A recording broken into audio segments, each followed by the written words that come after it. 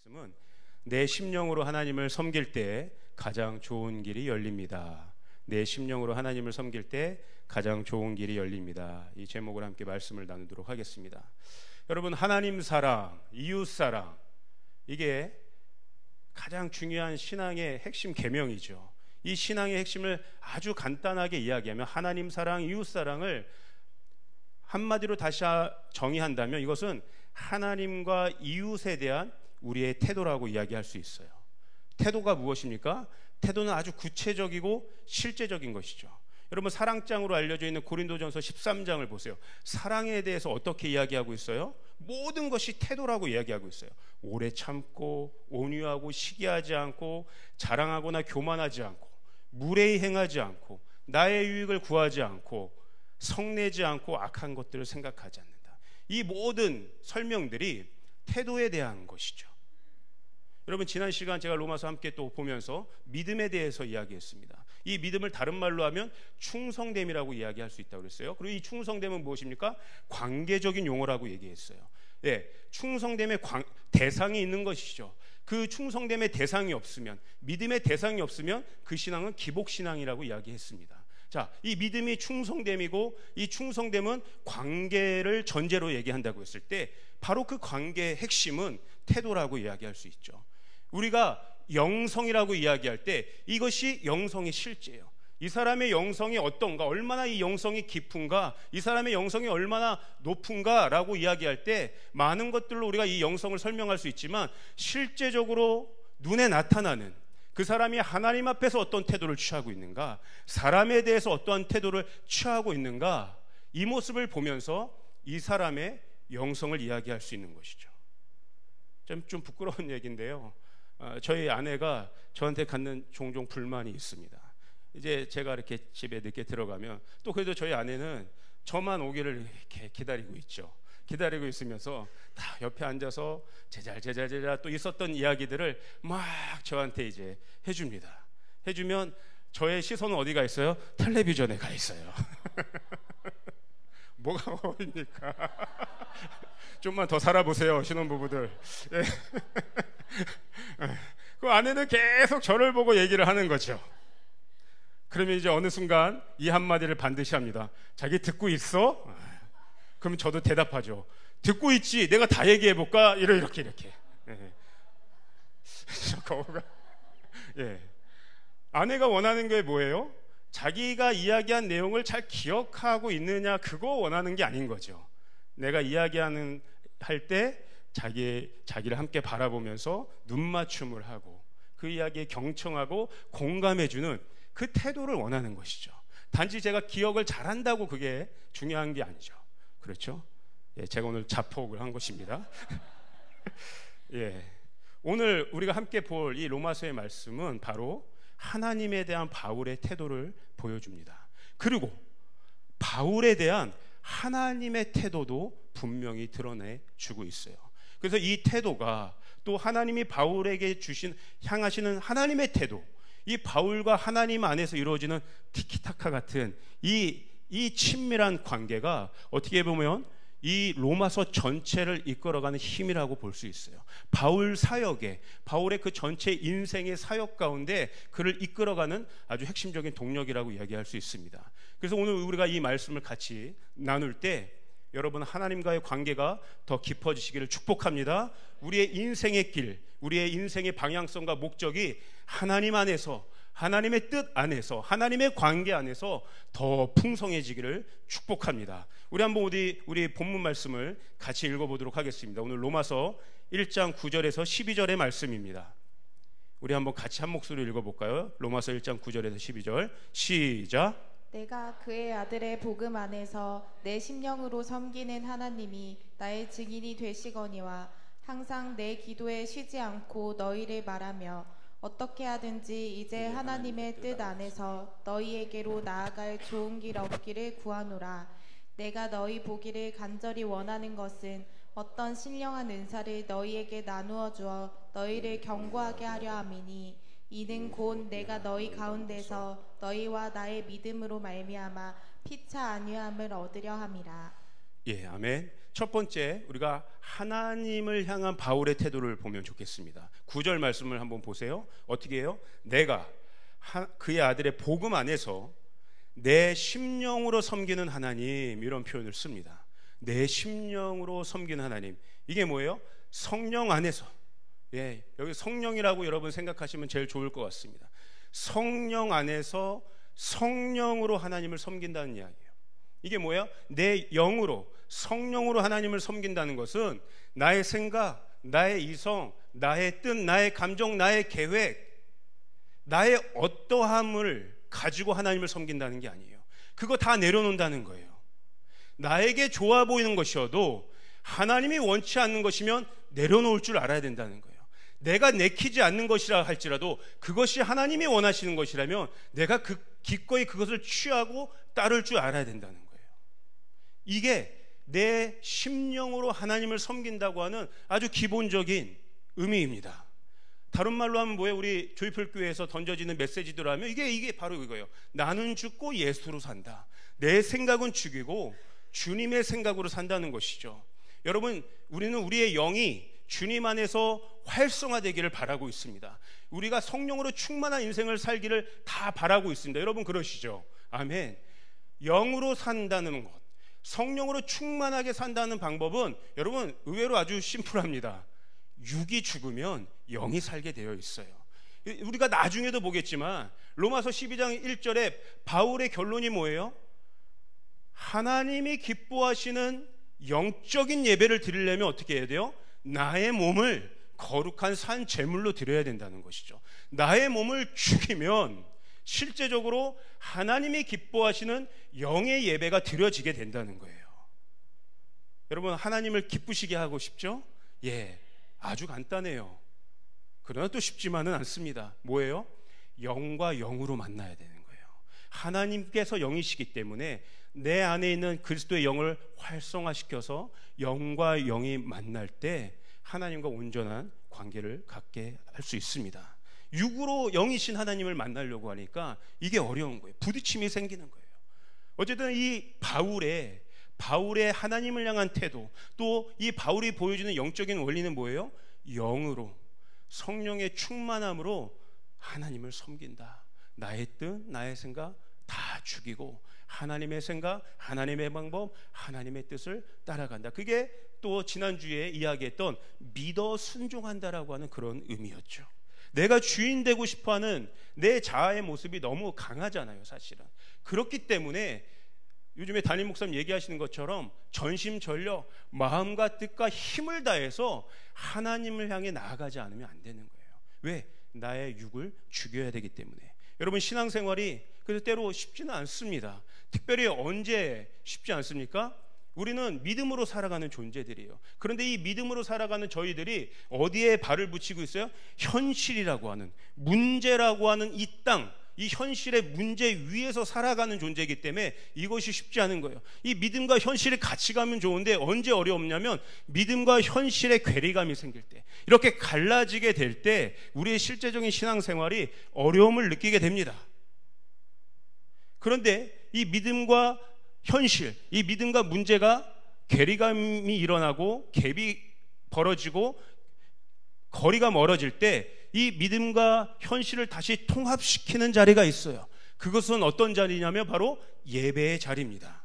그래서 이 사도 바울이 내 심령으로 하나님을 섬긴다라고 이런 표현을 썼을 때 이 섬긴다라고 하는 표현은 말 그대로 예배한다라는 말을 의미합니다. 이 예배는 말 그대로 공적인 예배를 뜻하는 거예요. 우리가 지금 드리는 이 회중 예배, 삶의 예배, 뭐 이런 예배 있지만 더 정확하게는 지금 특별한 시간과 장소를 구별해서 마치 이스라엘 백성들이 거룩한 절기의 때를 구별해서 하나님의 제단 앞에 나오는 것처럼, 하나님의 성전에 나오는 것처럼 오늘 여러분들이 이 주일 아침 특별한 장소와 시간을 구별해서 여러분이 이 공간 안에 지금 나와 예배하는, 그것이 이 섬긴다는 것의 아주 직접적인 의미입니다. 여러분, 이 공적인 예배, 지금 이렇게 드리는 이 예배와 삶이 분리된 것이 아니죠. 이 공적인 예배로부터 모든 삶이 시작되고 확장되고 펼쳐집니다. 그래서 사실은 이게 우리 지금 예수 그리스도를 믿는 이 교회 입장에서는 오늘 이 날이 안식일인 거잖아요. 주님을 예배하는 날이잖아요. 모든 것을 멈추고 모든 것을 스탑하고 하나님께만 집중하는 그날, 이 날로부터 모든 다른 이제 일주일들이 시작되고 확장되게 되는 것이죠. 그래서 여러분, 예배는 나의 영이 다시 한번 회복되고 하나님의 모든 생각과 하나님의 모든 마음과 하나님의 뜻에 정렬되는 자리이게 되는 줄 믿습니다. 여러분, 때로는 상황이 여러분의 믿음을 덮치고 있는 상황일 수도 있어요. 그러나 오늘 이 예배 자리는 어떤 자리예요? 믿음으로 다시 한번 상황을 끌고 갈 수 있는 힘이 생기는 자리예요. 믿음이 상황을 역전시켜버려서 믿음으로 상황을 이겨내는, 그래서 그리스도인들은 오직 믿음으로 살아간다라고 하는 것들이 다시 한번 우리 마음 가운데 확증되는 그러한 시간이 되는 줄 믿습니다. 이게 바로 왕노릇하는 것이죠. 주님 안에서 왕노릇한다. 이게 뭐예요? 믿음으로 상황을 통치한다는 거예요. 예. 세상이 왕노릇한다는 건 뭐예요? 세상의 현실적인 문제가 믿음을 먹어버리는 상태가, 세상에게 우리가 그 주도권을 빼앗기는 것이죠. 여러분, 예수님의 십자가 자리를 한번 생각해 보세요. 사실 온 인류의 문제를 감당해야 되는 현실의 문제가 주님 앞에 닥쳐진 거죠. 이거 감당할 수 있겠습니까? 내 문제 해결하기도 어려운데 온 인류의, 온 역사의 문제를 마주하는 그 감당할 수 없는 현실을 주님은 마주하고 계신 거예요. 그런데 예수님 어떻게 하셨어요? 하나님 아버지에 대한 믿음을 가지고, 그 믿음을 가지고 어디로 가셨어요? 십자가라고 하는 저 예배의 자리에 그 현실을 끌고 가셨어요. 믿음을 가지고 그 문제를 끌고 십자가라는 예배의 자리로 끌고 가셨다는 거예요. 그래서 여러분, 십자가의 자리는 어떤 자리가 됩니까? 하나님 앞에서 나의 모든 것을 깨트리는 영적인 예배를 드리는 그런 자리죠. 여러분, 영적이라는 것은 다른 것이 아닙니다. 나의 육을 깨트리는 거예요. 그럴 때 내 안에 하나님의 영이 충만해지게 되는 것이죠. 하나님의 생각, 하나님의 마음, 하나님의 뜻이 육이 깨지는 그 자리에서부터, 그 십자가의 자리에서부터 시작되게 되는 거예요. 그럴 때 믿음 붙잡고 다시 한번 살아갈 힘이 얻어지게 되는 것입니다. 여러분, 오늘 이 시간, 여러분 혹여라도 상황 가운데 여러분의 믿음이 약해진 분들이 있다면 오늘 이 시간 나사렛 예수의 이름으로 명하여 선포하오니 우리의 모든 영이 회복될지어다. 성령의 충만함이 있을지어다. 예배가 회복될지어다. 우리 삶 가운데 예배의 부흥이 있을지어다. 예, 이겁니다.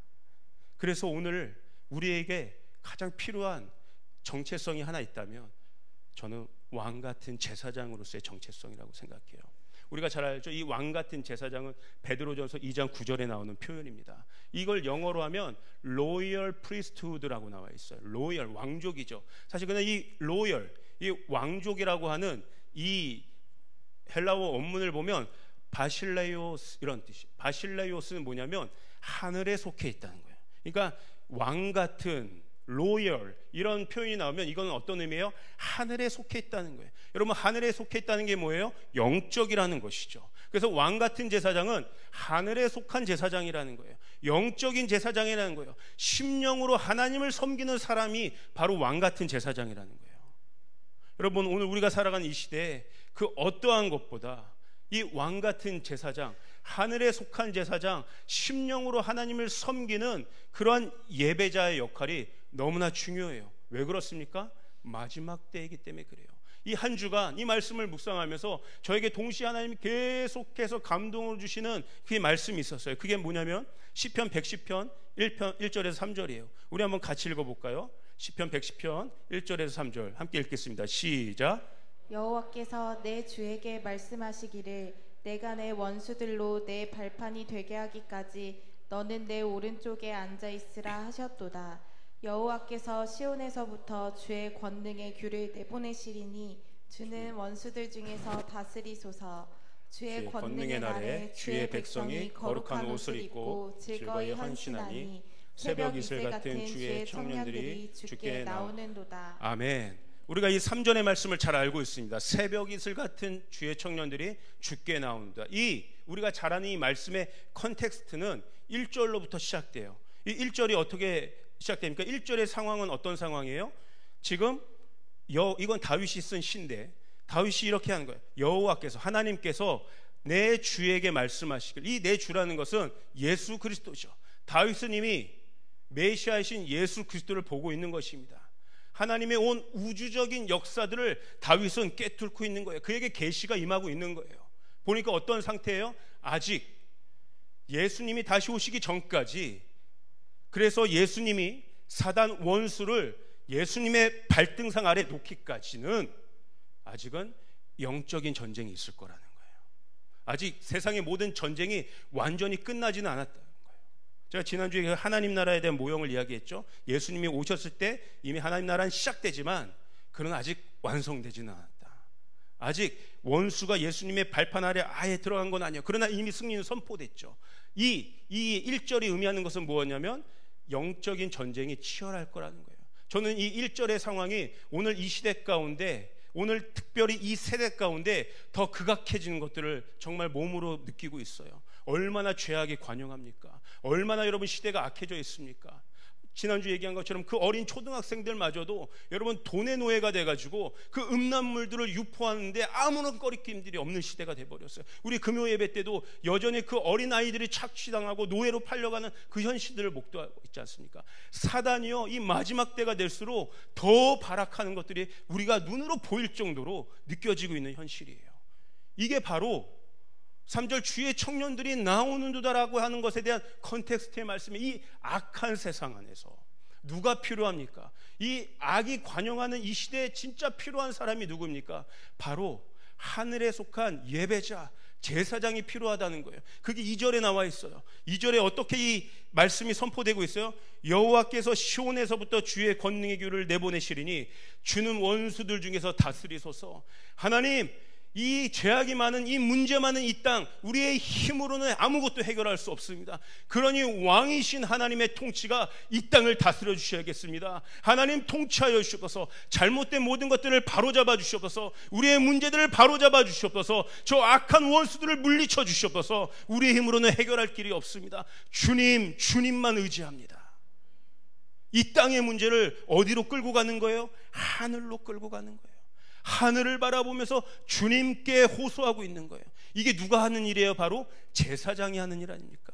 백성들이 하나님 앞에 그의 죄악들을 가지고 나왔을 때 제사장이 어떤 일들을 하는 거예요? 주님, 이 백성들의 죄를 용서하여 주셔서. 이 땅에서는 스스로 우리의 죄를 용서할 방법이 없습니다. 우리의 문제를 해결할 방법이 없습니다. 하늘에 계신 주님, 긍휼히 여겨주시고 우리를 불쌍히 여겨주시고 우리 죄를 용서하여 주셔서, 우리의 죄를 사하여 주셔서. 제사장의 기도라는 거예요. 이 2절의 말씀이, 이 제사장.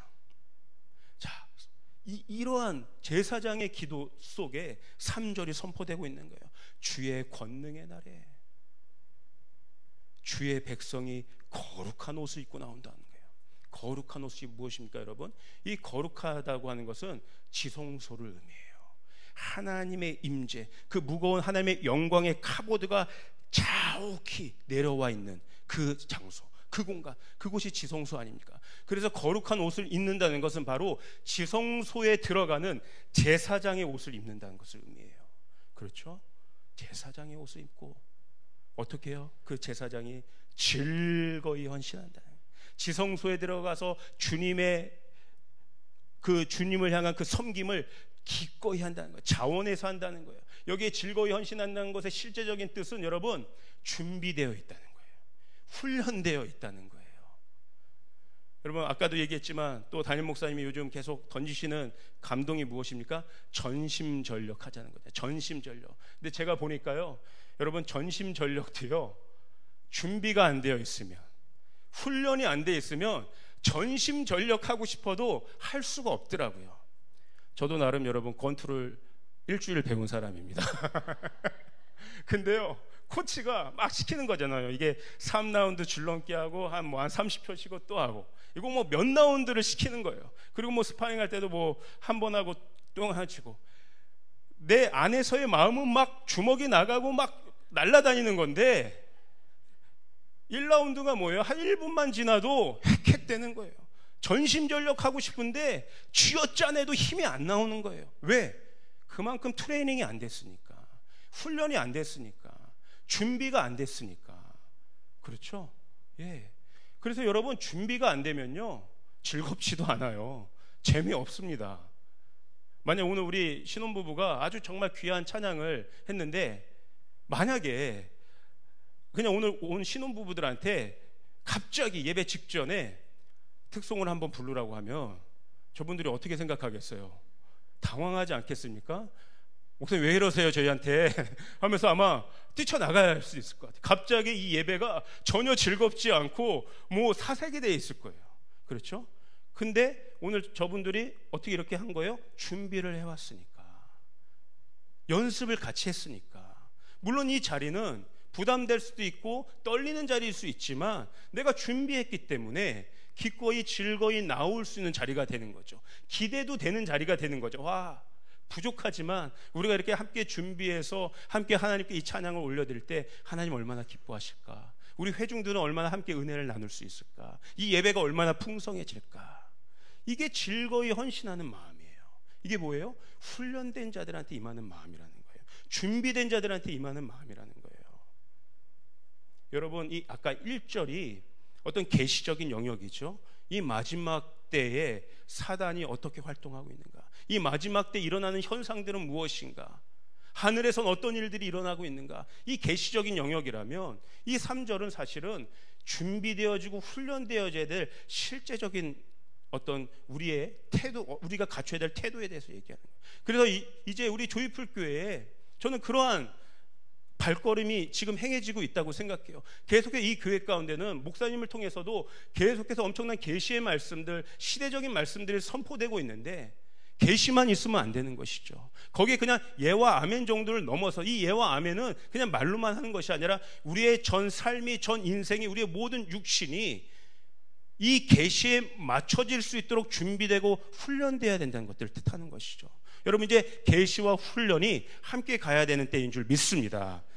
그래야 재미도 있어요. 할 맛 나는 거예요.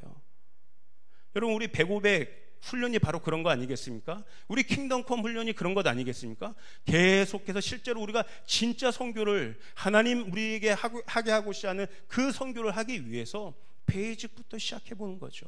그 다음 단계로 나아가보고, 그 다음 단계로 나아가보고, 1년 또 나아가서 준비하고 헌신해보고, 그 다음 단계로 나아가고.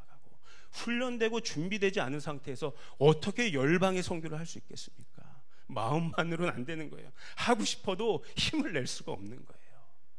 여러분, 이 사람들, 거룩한 제사장의 옷을 입고 즐거이 헌신하며 훈련되고 준비되어 있는 바로 그 사람들이 성경은 누구라고 얘기해요? 새벽 이슬 같은 주의 청년들이다. 그들이 진짜 젊은 자들이다. 그들이 진짜 젊은 청년들이다. 그들이 진짜 하나님의 다음 스테이지를 이끌어갈 진짜 다음 세대들이라고 성경은 증거하고 있는 거예요. 오늘 이 시간 이 다음 세대 주의 청년의 영, 제사장의 영이 오늘 저와 여러분에게 임하기를 축복합니다. 아멘, 아멘. 그래서 여러분, 다시 한번 2절을 한번 보여주시겠어요? 저와 여러분들이 이 예배 가운데 뿐만 아니라 이제 제사장으로서 세상에 나가서 왕같은 제사장으로 나가서 해야 될 일들이 계속해서 이 2절의 선포죠. 주님, 우리 가정 가운데, 우리 가정을 계속해서 무너뜨리고 흔들고 넘어뜨리려고 하는 저 원수 마귀 사단의 모든 공격들을 무력화시켜 주시옵소서. 주님께서 우리 가정을 다스려 주시옵소서. 주님께서 우리 기업을 다스려 주시옵소서. 주님께서 우리의 모든 공동체를 다스려 주시옵소서. 주님께서 이 나라와 열방을 다스려 주시옵소서. 제사장적인 선포가 여러분과 이 교회를 통해서 선포되는 것이 너무나 필요한 때라는 거예요. 이게 바로 내 심령으로 하나님을 섬긴다고 하는 그러한 하나님을 향한 우리의 전심전력의 태도인 거죠. 자, 우리가 이러한 태도로 하나님께 나아갈 때 하나님도 반응을 하세요. 다시 한번 아까 우리가 본 말씀 보면 어떻게 나와요? 9절에 내 심령으로 내가 하나님을 섬길 때 그 하나님이 나의 증인이 되어 주신다. 놀라운 말씀이에요. 놀라운 말씀이에요. 하나님이 나의 증인이 되신다. 이 하나님이 나의 증인이 되어 주신다고 하는 이 바울의 이 고백, 이 고백의 근거는 바로 잘 알다시피 예수 그리스도 하나님의 아들이신 예수님의 증인이 되어 주신 하나님의 말씀으로부터 시작됩니다. 우리가 잘 아는 말씀이 바로 그거죠. 그 빌립보서 2장 8절에서 11절이 우리 잘 아는 말씀 아닙니까? 예수님께서 종의 형체를 가지사 사람들과 같이 되셨고 사람의 모양으로 나타나서 자기를 낮추시고 죽기까지 복종하셨으니 곧 십자가에 죽으심이라. 이러므로가 뭐예요? 주님께서, 예수님께서 먼저 자기를 낮추시고 종의 형체를 가지시고 십자가에 죽기까지 전심전력을 다해서 주님의 심령으로 하나님의 영을 가지고 그 믿음을 가지고 내가 하나님을 섬겼을 때 그 십자가 자리에서 나의 모든 것들을 깨트리고 전심전력 다하여 하나님을 섬겼을 때, 그때 9절, 이러므로 하나님이 예수님을 지극히 높여 모든 이름 위에 뛰어난 이름을 주사 하늘에 있는 자들과 땅에 있는 자들과 땅 아래에 있는 자들로 모든 무릎을 예수의 이름에 꿇게 하시고 모든 입으로 예수 그리스도를 주라 시인하여 하나님 아버지께 영광을 돌리게 하셨느니라. 아멘. 하나님이 온 세상에 대하여 예수님을 증언해 주셨다는 거예요. 이 아들은 진짜다. 이 아들은 진짜다. 이 아들은 끝까지 나를 섬겼다. 나를 끝까지 의지했다. 자신의 모든 것들을 깨트려 십자가 자리에 나왔다. 가장 볼품없는 모습이었지만, 가장 저주받은 그러한 모습으로 나와있지만, 이 아들이야말로 세상을 다스릴 진짜 왕의 자격이 있는 자이다. 내 진짜 아들이라고 불릴 만한 자이다. 하나님이 증언해 주시고 하나님이 입증해 주시고 하나님이 증인될 뿐만 아니라 하나님이 재판장도 되어주셔서 하나님이 예수님을 만왕의 왕, 온 세상의 구주로 등극시켜 주신 거예요. 이게 바로 하나님이 아들 예수님에 대해서 증언해 주신 사건이에요. 이 하나님께서 아들 예수님을 증언해 주신, 아들 예수님에 대하여 증인되어 주신 그 하나님이 오늘 나의 증인도 되어 주신다는 거예요. 이게 놀라운 복음의 소식이에요. 이게 놀라운 기쁜 소식이에요. 그 어마어마한 하나님이, 그 예수 그리스도를 증인 삼아 주셨던 그 하나님이 나의 증인도 되어 주신다. 놀랍지 않습니까? 여러분, 이 사실보다 더 안전하고 더 능력되는 진리의 선포가 어디 있겠습니까? 주님은요, 우리 하나님은요, 내가 하나님의 일들을 감당할 때마다 나의 증인이 되어 주시는데, 구체적으로 어떻게 해주세요? 어떤 증인에게는 증언이 있어야 되잖아요. 그 증인에게는 증거가 있어야 되잖아요. 무엇을 증언으로 삼아요? 무엇을 증거로 삼아요? 십자가에 죽으셨지만 부활하셔서 모든 사망 권세를 이기시고 만왕의 왕으로 등극하신 아들 예수 그리스도를 나의 모든 인생의 여정 가운데 하나님의 증언으로 사용하신다는 거예요. 하나님의 증거로 사용하신다는 거예요. 내가 하나님의 일들을 감당하다가 낙담되고 실망하고 좌절할 때가 있습니다. 막 어둠 가운데 먹힐 때가 있습니다. 현실에 끌려갈 때가 있습니다. 그때마다 하나님은 예수 그리스도를 눈앞에 보여주셔서 그 사단이 나를 공격하는 그 현실 가운데 주님을 다시 한번 앞세우셔서, 사단아, 너는 이 아들을 공격하지 못한다. 이미 예수 그리스도가, 예수 나의 아들, 내가 왕으로 등극시킨 이 예수가 나의 이 아들, 나의 자녀를 죄에서 깨끗하게 했다. 너는 더 이상 이 아들을 정죄할 힘이 없다. 너의 모든 참소는 무력화되었다. 이 아들은 멈춤 없이 나의 일을 감당할 수 있는 그 발걸음의 정당성이 이미 이 아이들 가운데 있다.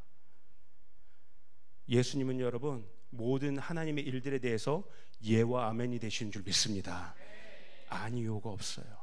내가 주님의 일을 하면서 가다가 어려운 일들이 있을 수 있어요. 막다른 골목에 빠지는 것처럼 느낄 때가 있어요. 한 치 앞도 안 보일 때가 있습니다. 주저앉고 싶을 때가 있습니다. 그럴 때마다 하나님은 아니라고 얘기하지 않으세요. 우리 주님을 앞세우셔서 예와 아멘 되시는 주님을 우리에게 증거하심으로 그 길을 예와 아멘으로 계속해서 믿음을 가지고 순종할 수 있는 힘을 우리에게 허락해 주시는 거예요. 여러분, 바울의 인생을 한번 보세요. 와, 감당할 수 없는 시험과 감당할 수 없는 낙담과 감당할 수 없는 핍박이 바울의 모든 사역 가운데 내내 있었지 않습니까? 어떻게 그 바울이 인간으로는 감당할 수 없는 이 사역들을 감당할 수 있었을까요? 오늘 이 고백에 그 비밀이 있는 거예요. 하나님이 나의 증인이 되어주셨다. 남들은 나를 몰라줘도, 남들은 내 진정성을 몰라줘도, 남들은 내가 진짜 하나님께 받은 그 마음, 그 사명감 몰라주고 나를 오해하고 핍박하고 나를 죽이려고 해야 한다 할지라도 나는 사람을 보지 않는다. 나는 사람의 인정을 구하지 않는다. 왜? 하나님이 나를 인정해 주고 계시니까. 하나님이 내 증인이 되어 주시니까. 하나님이 예수 그리스도를 내 안에 보내주셔서 나로 말미암아 예수 그리스도를 살게 하는 인생을 이미 이렇게 허락해 주셨으니까 내 모든 인생은 주님 안에서 예와 아멘이 되는구나. 노가 없구나. 하나님 나의 길을 계속해서 열어주시는구나. 이 바울이요 곳곳에서 이 표현을 써요. 빌립보서 1장 8절도 한번 볼까요? 내가 예수 그리스도의 심장으로 너희 무리를 얼마나 사모하는지 하나님이 내 증인이 되시니라. 여러분 지금 이 빌립보는 옥중서신이라 감옥에서 쓰는 편지예요. 이 정도 되면요 그 마음이 꺾일 법도 해요. 그 사명의 길을 멈출 법도 하다고요. 근데도 감옥에서도 그 성도들을 향해서 내가 너희들을 얼마나 사랑하는지, 내 사역이 얼마나 여전히 멈출 수 없는 사역이 되는지 하나님이 나의 증인이 되어주시기 때문에 이 사역은 정당성이 있다. 나는 멈출 수가 없다. 나는 힘을 얻어 또 한 발 한 발 나아갈 수 있다. 이 믿음의 고백을 바울이 하고 있는 거예요. 여러분 이것이 오늘 저와 여러분의 고백이 되기를 바랍니다. 이게 그냥 여기서 이렇게 뜬구름 잡는 고백이 아니라 진짜 우리의 삶을 실제적으로 한 발 한 발 이끌고 갈 수 있는 그 동력의 고백이 되기 원해요. 여러분 정말 이게 사실 우리의 실제적인 문제 아니겠습니까? 사람을 의식할 때가 너무 많게 돼요. 세상을 의식할 때가 너무 많게 돼요. 세상에 사람들에게 위축되고 사람들에게 두려움을 갖게 되고 사람들을 실망시킬 것에 대한 그것 때문에 또 내 자신에 대한 실망감들이 생기고 나 자신을 원망하고 내 상황을 원망하고 그리고 위축되고 자존감이 떨어지고 이게 실제로 이 사실 문 밖에만 나가면 우리가 또 마주하는 아주 반복되는 실제예요. 그렇지 않습니까? 뭔가 하나님께 받은 감동이 있어도 그게 툭 꺼질 때가 너무나 많아요. 포기하고 싶어질 때도 많아요. 그래 때로는 의심마저도 들어요. 이게 하나님께서부터 온 거 맞나? 내가 받은 그때 그 마음이 하나님께서 주신 마음 맞나? 그 또 의심해요. 하나님께서 주시지 않은 것 같은데 그렇다면 왜 이런 어려움들이 또 생겨? 여러분 어려움이 안 생긴다는 게 아니잖아요. 이 어려움 속에서 그 고백을 하나님 듣고 싶어 하시는 거예요. 나는 세상을 바라보지 않는다. 난 세상의 영향을 받지 않는다. 난 사람들을 의식하지 않는다. 나는 오직 하나님만 바라본다. 나의 증인이 되어주시는 그 하나님. 이 하나님이요 이 세상에 대해서도 그 증언을 해주고 싶은 거예요. 와, 이 아들은, 이 딸은, 나의 종은 이 당당한 믿음 가지고 나를 향한 그 믿음 가지고 그렇게 세상을 살아가고 있다고 하나님 이거 증언해 주고 싶지 않겠습니까? 상황에 믿음이 먹히는 그런 게 아니라 믿음으로 상황을 이끌고 가는 그 성도의 모습, 그거 증언해 주고 싶으신 거예요. 바울에게는 이 담대한 믿음이 있었습니다. 이 사람은요 하나님이 나의 증인이 되어주신다고 믿는 그 믿음으로 살아가는 그 사람은요 날마다 하나님을 기대할 수밖에 없어요. 그렇지 않아요? 와, 지금 어렵지만 하나님 또 나를 어떻게 인도하실까? 내 걸음을 어떻게 인도하실까? 나에게 어떤 힘을 또 주실까? 기대할 수밖에 없어요. 그래서 이 예배의 자리는 여러분 우리의 소망이 실제로 회복되는 자리가 되어야 될 줄 믿습니다. 하나님을 기대하는 자리, 하나님을 갈망하는 자리. 우리가 예배하는 준비된 제사장이 되고 또 하나님의 증언을 받는 예배자가 된다면 하나님은 절대로 우리의 자리를 여기에 국한시키지 않으세요. 반드시 우리의 예배의 자리를 확장시킵니다. 하나님은 예배의 자리를 반드시 확장시키세요. 여러분 이 확장은요 나의 어떠함, 나의 처지와 나의 형편에 따라 확장이 되고 안 되고가 아니에요. 여러분 그거에 따라서 나의 인생이 확장되고 확장되지 않는 게 결정된다면 누가 감히 확장시킬 수 있겠습니까? 나의 능력과 나의 어떠함 때문에 내 지경이 확장되고 안 되고가 결정된다면 아마 저는 조금도 한 발도 나갈 수 없을 거예요. 그런데요 확장은 무엇에 따라 이루어지냐면 나와 하나님의 관계에 따라 확장이 되는 거예요. 내 문제, 내 상황은 여전히 너무나 나를 막 압도할 것처럼 여기 앞에 있어도 그럼에도 불구하고 하나님이 나의 증인되어 주신다고 하는 그 믿음, 내 심령으로 하나님을 섬긴다고 하는 그 예배의 충만함이 우리 가운데 있을 때 하나님은 결코 우리를 여기에만 머물게 하지 않으신다는 거예요. 반드시 나아갈 힘을 주시고 우리의 자리를, 공간을 확장시키십니다. 그렇게 확장이 일어난 사람에게 나타나는 가장 큰 특징이 있어요. 그 특징은 뭐예요? 그가 나아가는 모든 삶의 자리, 모든 삶의 공간 영역 안에 실제적으로 그 사람은 하나님의 뜻을 구하게 됩니다. 10절 한번 보실까요, 여러분? 10절. 어떻게 하든지 이제 하나님의 뜻 안에서 너희에게 나아갈 좋은 길 얻기를 내가 구한다. 하나님의 뜻을 구하는 거예요. 하나님의 뜻을 구하고 찾고 그 뜻대로 움직이는 훈련이 몸에 배이게 돼요. 아까 예배도, 제사장적 예배도 여러분 준비되어야 되고 훈련이 필요하다고 얘기했죠. 이 예배 훈련이 된 사람은 하나님이 그의 공간들을 확장시킬 때 같이 어떤 준비가 되어 있는 거예요? 모든 실적인 삶의 영역 가운데 나의 뜻을 찾는 것이 아니라 하나님의 뜻을 찾는 훈련이 되어 있다는 거예요. 이 몸이 배어있게 되는 거예요. 이 하나님의 뜻을 헬라어로는 델레마라고 얘기합니다. 델레마.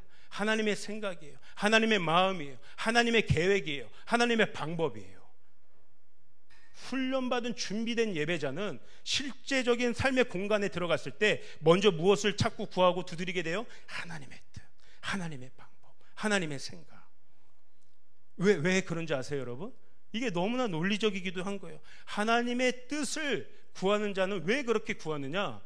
지금 10절에 바울이 얘기하는 것처럼 하나님의 뜻을 구할 때, 그 하나님의 뜻 안에서 나의 발걸음이 움직일 때 그 발걸음으로부터 가장 좋은 길이 열린다는 믿음이 있기 때문에 그래요. 가장 좋은 길은 언제 열리는가? 하나님의 뜻 안에서 열린다. 때로 하나님을 이해할 수 없지만 내가 하나님을 신뢰하면 하나님은 나를 언제나, 늘 언제나 가장 좋은 길로 인도하시는 분이다. 여러분, 하나님의 뜻을 딜레마라고 한다면 인간의 뜻은 딜레마라고 얘기할 수 있어요. 딜레마. 딜레마가 뭐예요? 실제적인 사전적인 정의가요, 진퇴양난이라는 뜻이에요. 궁지에 몰렸다는 때 그 궁지, 총체적 난국이라고 할 때 난국, 이게 딜레마의 뜻이에요. 인간의 모든 생각과 인간의 모든 계획과 인간의 모든 방법은 겉으로는 굉장히 탁월하고 훌륭해 보여도 결국 막상 그 뜻대로 따라가 보면 어떤 상황에 갇히고 말아요? 답이 없는 상황에 갇히고 마는 거예요. 진퇴양난의 상황에 갇히고 만다는 거예요. 풀 수 없는 딜레마에 빠지고 만다는 거예요. 이게 인간의 뜻이에요. 그러나 하나님의 뜻을 구하는 자에게는 하나님이 늘 언제나 그 문을 활짝 열어주신 줄 믿습니다. 가장 좋은 길로 우리를 인도하시는 하나님. 내가 사망의 음침한 골짜기를 다닌다 할지라도 하나님 반드시 나를 그곳에서부터 인도해 내셔서 나를 푸른 초장으로 인도하실 것이다. 가장 좋은 길로 인도하시는 하나님 아버지에 대한 믿음이 있는 사람은 늘 언제나 하나님의 뜻을 구하는 그 훈련이 몸에 배어있게 된다는 거예요. 그러므로 여러분, 하나님의 뜻을 구하는 주입불 성도들 되기를 축복합니다. 이 말은 뭐예요? 기도해야 된다는 거예요. 기도해야 된다. 예수님도 이렇게 얘기하셨잖아요. 기도 외에는 이런 능력이 나갈 수가 없다. 기도 외에는 이런 능력이 나갈 수 없다. 여러분, 우리가 때로는 그럴 때가 있어요. 또 그런 사람들이 있어요. 기도 없이 어떤 일들이 이루어진 것들을 보는 사람이 있을 수 있을 거예요. 그렇죠? 근데요, 이게요 결코 좋은 게 아니에요. 이거 여러분, 기도 없이 내가 뭔가를 해냈다, 기도 없이 뭔가가 이루어졌다, 이것을 경험했다, 여러분 오히려 빨간불이 켜지는 것임을 알아야 돼요. 왜요? 다음에 어떤 일을 할 때도 기도 없이 할 가능성이 많습니다. 정작 진짜 기도가 필요한 그 일 가운데 기도 안 하고 할 수도 있어요. 아니, 기도해야 될지도 모르는 거예요. 더 깊이 얘기하면 사실 우리에게는 어떤 문제는 기도해야 해서 풀어야 되고 어떤 문제는 기도 없이 풀어야 되고 그 문제를 분간할 힘도 사실 없어요. 그렇지 않습니까? 무엇은 기도해야 되고 무엇은 기도하지 않고 내 힘으로 풀어야 되고 그런 문제가 어디 있습니까?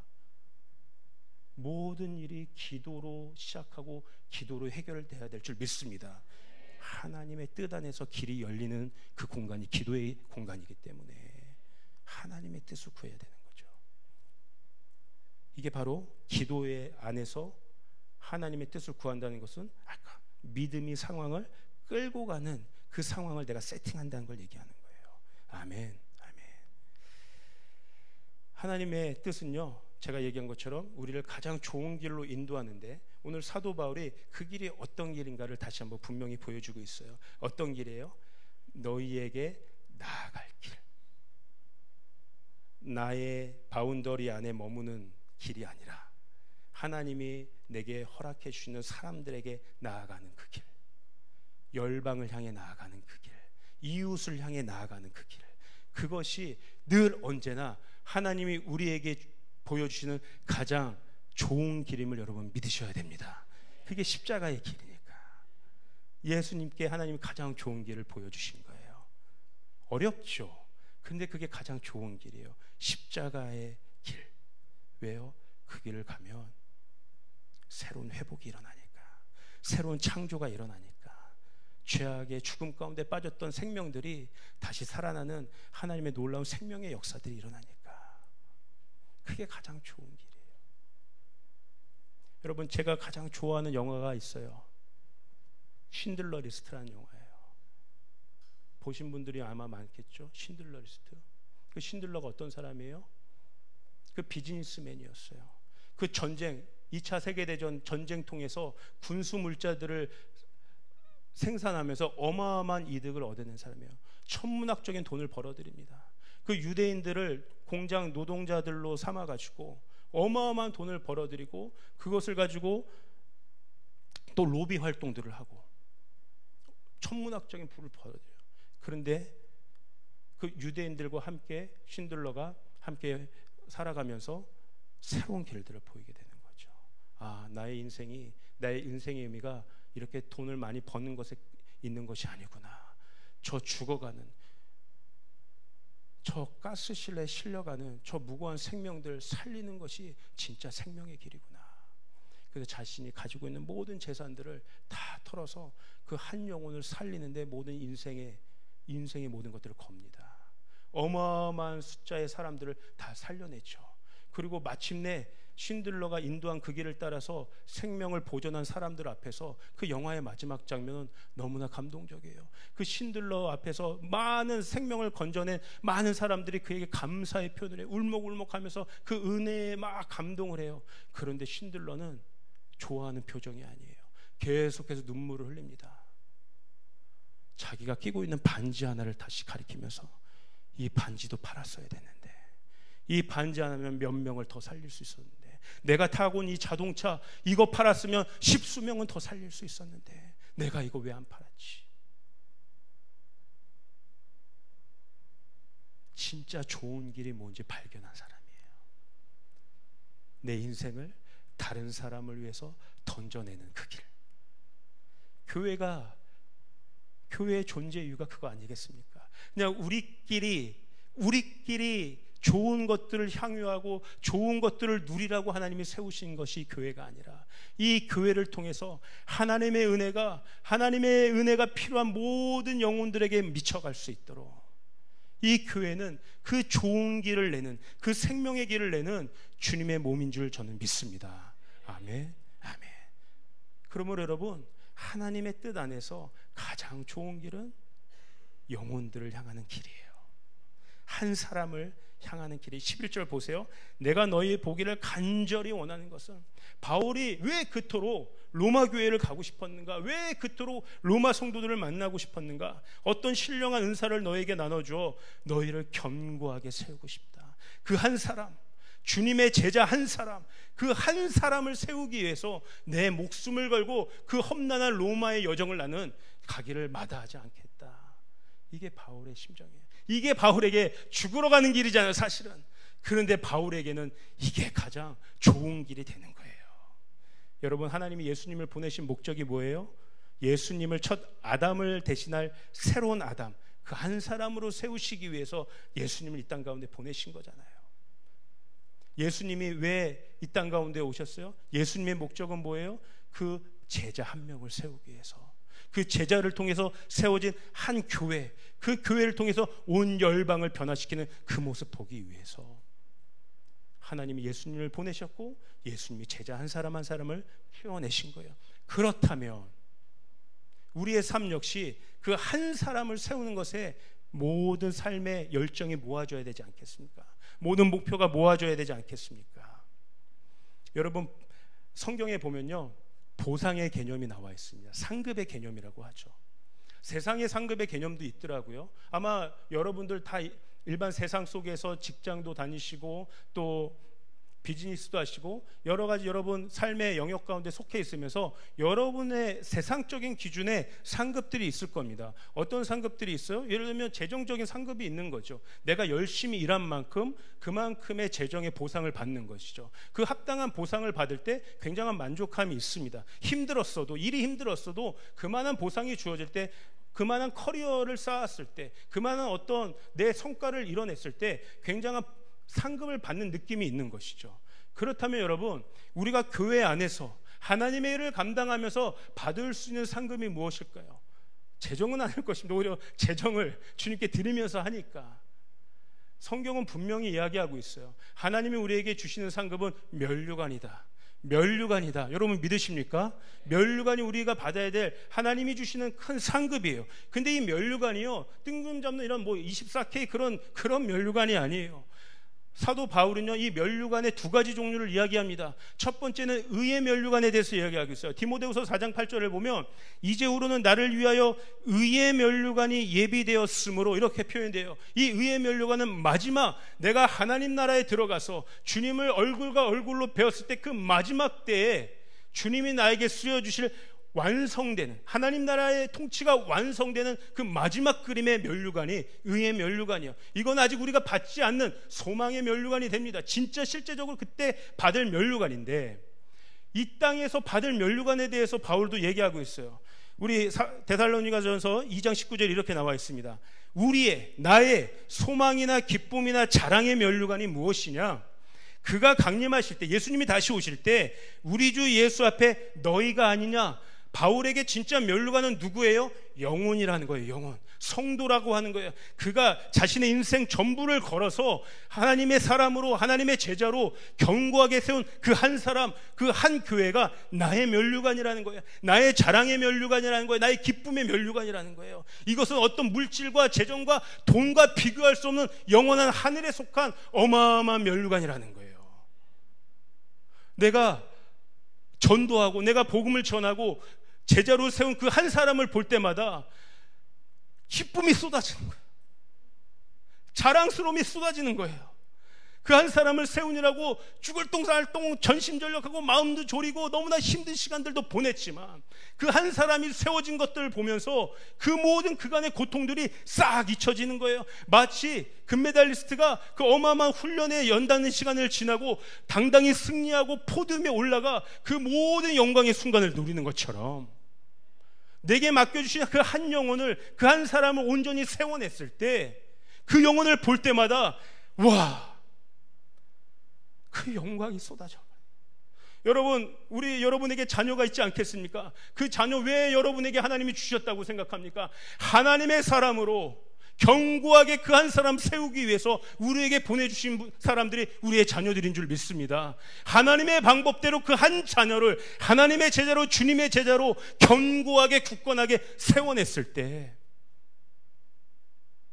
단지 이 자녀를 세상 기준의 스펙 좋은 자녀로 만드는 걸 넘어서서 하나님 기준에서 하늘에 속한 영적 자녀로 세웠을 때 면류관의 영광을 누리게 되는 것이죠. 내 안에 내 공동체, 내 스몰의 공동체 한 사람을 진심으로 섬기고 사랑을 쏟아붓고 그를 바른 길로 인도하고 제자 한 명으로, 리더 한 명으로 세워놨을 때 당신이 나의 자랑의 면류관입니다. 내 기쁨의 면류관입니다. 그거 느끼는 것이죠. 저는 우리 조이풀교회 모든 성도들이 그런 면에서 다 리더가 되기를 축복합니다. 그리고 리더가 리더를 세우는 그 일들이 실제적으로 일어나는, 그것이 왜 그래요? 여러분이 이 면류관을 경험해 보기 위해서. 이거 얼마나 값진 것인지. 여러분, 사도 바울이요, 그러니까 저는 이 사역을 했을 수 있다고 생각하는 거예요. 그 감옥에 있어서 와, 나는 연약하고 부족하지만 하나님 나를 통해서 한 사람 한 사람 세우고 계시는구나. 그 교회가 굳건하게 세워지고 있는구나. 너무 기쁘다. 너무나 영광스럽다. 내가 이 사명 멈출 수가 없구나. 여러분, 주님의 일을 감당하는 것은 그래서 고통이 아닙니다. 기쁨인 줄 믿습니다. 자랑인 줄 믿습니다. 아멘. 아멘. 이제 말씀을 좀 마치고자 합니다. 이제 건축의 시즌이 본격적으로 선포되고 있습니다. 건축은 다른 말로 하면 열매라고 이야기할 수 있어요. 한 사람, 한 제자, 다음 세대 한 명, 한 스몰, 한 교회를 세우는 그 열매가 조이풀 교회 가운데 일어나게 될 줄 믿습니다. 여러분, 마지막 날 저는 제가 10수년 전에 사역을 하면서 목사 안수를 처음 받을 때 주님이 저에게 계시적으로 준 꿈이 있으세요. 제가 이걸 이야기하기 항상 조심스럽지만 너무나 선명합니다. 하나님이 꿈에서 마지막 저를 심판대 앞에 저를 데려다 오셨어요. 저에게 질문했어요. 나다나, 너는 무엇을 하고 왔니? 너는 무엇을 하고 왔니? 주님이 그렇게 얘기하셨어요. 너는 내가 너에게 맡긴 그 한 영혼 끝까지 사랑하고 왔니? 끝까지 섬기고 왔니? 끝까지 세우고 왔니? 그거 물어보시더라고요. 내가 어떠한 사역을 하고 얼마나 세상적인 성공을 하고 어떠한 내가 명예를 얻고 그거 주님이 관심 없으시더라고요. 너 그 한 사람 섬기고 왔니? 저는 우리 주입불 성도들이 하나님의 뜻 안에서 주님이 여러분에게 맡기신 그 한 사람, 그 가족 한 명, 그 공동체 한 명, 그 한 사람을 세우는 가장 좋은 길로 하나님이 여러분을 인도해 주시기를 간절히 원하고 있습니다. 여러분도 그것이 가장 좋은 길임을 믿으시고 그 길을 따라가셨으면 좋겠습니다. 여러분, 제가 첨언에서 한마디만 하면 이 좋은 길 얻기를 구한다라고 했을 때 이게 원어적으로는 어떤 의미냐면요, 성경에 이런 표현이 없어요. 성공이라는 단어가 성경에 거의 나오지 않는데 유일하게 이 단어가 성공이라는 표현이에요. 바울이 이 단어에 대해서만은 성공이라는 표현을 써요. 내가 하나님의 뜻 안에서 너에게 가기를 좋은 길, 가는 그 좋은 길 얻기를 구한다 할 때 너희에게 가는 그 길을 성공하기를 바란다. 우리에게 추구해야 될 성공은 이 한 가지예요. 주님이 나에게 맡겨주신 그 영혼 세우는 것. 여러분, 그것에 다 성공하시는 여러분 되기를 주님의 이름으로 축복합니다. 아멘. 우리 예배팀 한번 나오시죠. 여러분, 분명히 했으면 좋겠어요. 조이풀 교회는 바로 이것을 위해 존재하는 교회다. 주님을 예배하고 예배가 없는 곳에 예배를 세우고 주님을 모르는 사람들에게 복음을 전하고 제자 한 사람을 세우는 것. 여러분 동의하시죠? 예, 이게 조이풀 교회의 존재 이유예요. 다른 말로 하면요, 메뉴가 확실해야 되는 거예요. 조이풀 교회 어떤 교회냐 보고 싶은데 여러분, 김밥 천국의 메뉴가 있으면 안 돼요. 이 교회가 도대체 뭘 파는 교회인지, 뭘 위한 교회인지 알 수가 없어요. 오늘 아마 이따가 오늘 러브 수료식이 있는 날인데 제가 놀라운 이야기를 들었어요. 우리 청년 한 명 중에 이번에 등록하고 수료하시는 분이 어떻게 등록했는지를 제가 듣게 되었는데 깜짝 놀랐어요. 우리 러브스텝에 저에게 목사님 참 되게 놀라운 또 등록 사유가 있어요. 어떤 청년이요, 우리 여기 복도를 지나가다가 우리 저기 세미나실 옆에 이번에 킹덤컴 하면서 큰 열방 지도를 붙여놨잖아요, 현수막으로. 그리고 여러분 성도 한 명 한 명이 다 그 열방의 지도 위에, 나라 위에 막 여러분 기도문들, 선포문들을 막 쓰셨잖아요. 어떤 그 한 사람이 그걸 지나가다가 거기에 멈춰 선 거예요. 우와, 이 교회는 선교하는 교회네. 모든 성도들이 이 열방에 관심이 있네. 이 교회가 어떤 교회인지 저 교회에 붙어있는 현수막 하나로 너무 분명하게 알게 된 거예요. 메뉴가 확실하다는 거죠. 이 교회가 뭐 하는 교회인지 너무나 분명하게 알게 된다는 거죠. 와, 이런 교회라면 나 등록하고 싶다. 저 그분 빨리 만나고 싶어요. 어떤 분이지? 메뉴가 확실하다. 예전에 조 목사님도 한번 얘기하신 건데, 제가 목사님이랑 한번 저기 출판단지 쪽으로 한번 가다가 아주 재미있는 중국집 간판 하나 봤어요. 중국집 간판 이름이 뭐였는지 아세요, 여러분? 탕수육. 하얀 도화지 위에 그냥 세 글자, 탕수육. 만리장성 이런 게 아니에요. 탕수육. 저 도발적인 이름은 뭐지? 저 도전적인 이름은 뭐지? 끌리게 되더라고요. 오히려 우리도 모르게 이미 그 문 안에 들어가 있어요. 근데 진짜 가니까 메뉴판이 딱 3개. 짜장, 짬뽕, 탕수육. 선택의 여지가 없어요. 탕수육 무조건 시키고. 근데 맛도 좋아. 너무나 확실한 거죠. 여러분, 모든 것에 있어서 분명해야 되는 것이 이 시대는 분명해야 돼요. 모호하면 안 돼요. 우리의 신앙도 분명해야 돼요. 내가 예수 믿는 목적 분명해야 되는 줄 믿습니다. 내가 하나님께 예배드리는 목적 분명해야 될 줄 믿습니다. 오늘 이 예배의 은혜를 받고 싶어하는 목적이 무엇인지 분명해야 될 줄 믿습니다. 모호하면요, 사단이 오히려 우리를 이용하기 딱 좋아요. 나 이곳에서 하나님께 승부를 거는 예배를 드린다. 그리고 하나님 나의 증인 되어 주셔서 내 앞길 하나님이 인도하시면 가장 좋은 길로 하나님 뜻 안에서 하나님 나를 인도하실 것인데, 그 길은 한 영혼을 세우는 길이다. 한 영혼을 살리는 길이다. 한 영혼을 섬기는 길이다. 그거 분명한, 이 분명한 성도와 성도들이 만나면 어떤 일이 일어나는지 아세요? 마지막 12절이에요. 마지막 12절. 이는 곧 내가 너희 가운데서 너희와 나의 믿음으로 말미암아 피차 안위함을 얻으려 함이라. 믿음의 사람과 믿음의 사람이 만나면 어떻게 돼요? 진짜 위로가 일어난다는 거예요. 하나님의 임재가 그 만남들 속에 일어난다는 거예요. 그게 진짜 믿음의 공동체, 사명의 공동체로 굳건히 세워진다는 거예요.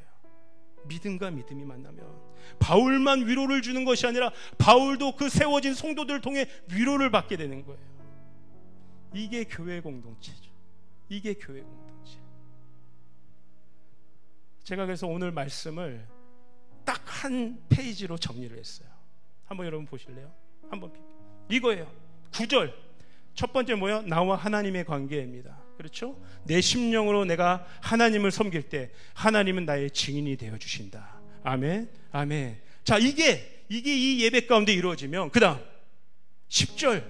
내가 무엇을 구하게 돼요? 하나님의 뜻 안에서 가장 좋은 길을 구하게 되는 거죠. 예, 내 지경이 확장되기 시작합니다. 그리고 그 다음 장 어떻게 가요? 하나님이 열매를 허락하세요. 나에게 상급을 주세요. 뭘 통해서? 한 사람을 세우는 걸 통해서. 하나님 나에게 열매를 주세요. 이 길로 수직과 수평이 연결되게 되는 거예요. 그럼 마지막 어떤 일이 생겨요? 12절에 반석 위에 세워진 굳건한 교회 공동체가 만들어지게 되는 거예요.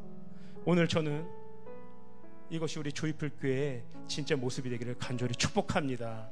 사도 바울이 세웠던 그 초대교회, 그 굳건했던 교회가, 그 로마 교회가 오늘 이 시대를 살아가는 조이풀 교회가 되기를 간절히 축복합니다. 믿음 위에 굳건히 서서 믿음 안에서 저와 여러분들이 서로를 위로하고 서로를 격려하고 서로를 축복하고 하나님의 일들을 감당하는 그 멋진 사역들이 오늘 우리 가운데 일어나기를 주님의 이름으로 축복합니다.